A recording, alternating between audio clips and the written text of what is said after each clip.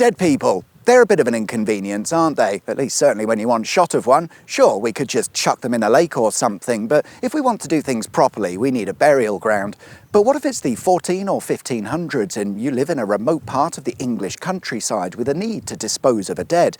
How do you get to the burial ground or cemetery? Death roads. No, that's not a new and quirky Swedish jazz metal band. It's a road on which to carry your dead people, perhaps more commonly known as a corpse road. But why would we need a corpse road, and how does it differ from any other road? Let's find out. My name is John. Welcome to Auto Shenanigans. Did you subscribe yet?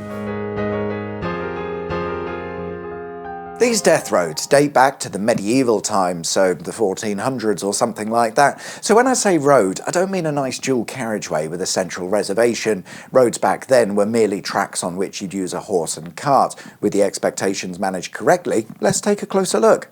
In the North Yorkshire Dales runs a death road known as Corpse Road. It's around 15 miles in length, found between the villages of Keld and Grinton. And back in the day, if you lived in the remote areas of the Dales, it provided a convenient way to transport your loved ones to their final resting place, which would have been St Andrew's Church in Grinton. The church has existed since the 1200s, and back then it would have been the only church for several miles around. If you wanted a proper religious send-off, it would have been your only option, and in the old days everybody wanted that, so they were prepared to make the journey, and this is where our death roads come in. If you were poor and couldn't afford a horse and cart, you had to walk and carry your body the long distance to the church. I don't know if you're aware, but people are quite heavy, especially when they're dead, so a specific track or road designed for the purpose would be quite useful. And indeed, these roads have a unique feature designed for body carrying purposes, but we'll come back to that.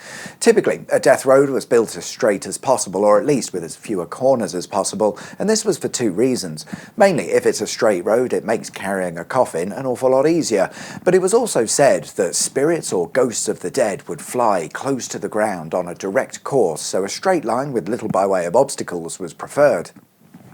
Unfortunately, in this part of the country, you can't get away from the beautiful hills and waterfalls, so I wouldn't say that they achieved that perfect ghost-loving straightness. Obstacles they had to overcome include Kisden Fell, a hill, and the River Swale, a river, made easier to cross by way of the Ivelet Bridge, which has probably existed for several centuries, but the bridge we see today was built in the late 1700s. Either way, our death road would have crossed over the river at this point, and it's at this location we find that interesting feature unique to death roads. It's this, a stone slab known as a coffin stone. These were installed along the route of the road to provide a flat and level surface to place your coffin on whilst you might have a bit of a rest. Is this the earliest example of a roadside service station, perhaps? No. Here's a better example, a distinctively coffin-shaped stone. I say that loosely, aligned nicely alongside the road. It's the perfect place to rest your coffin whilst you have a cup of tea or mead. It must be tiring carrying a body for miles across hilly and hazardous terrain. You'd feel like death afterwards. Ha ha! Eventually, use of the death road would die out,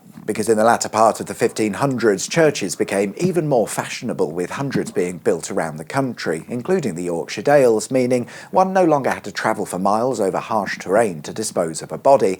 However, that isn't quite the end of the story for the Corpse Road. It would be repurposed as an access track to a number of quarries and mines that opened in the area, of which today there's little trace.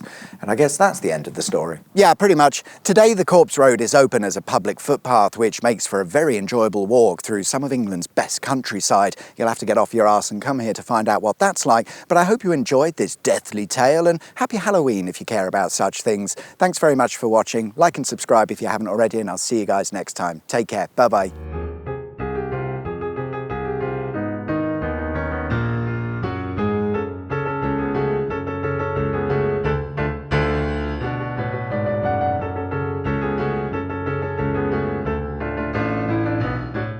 I've just had to cross this river to get to where I need to be, and I fell in. I'm completely soaked.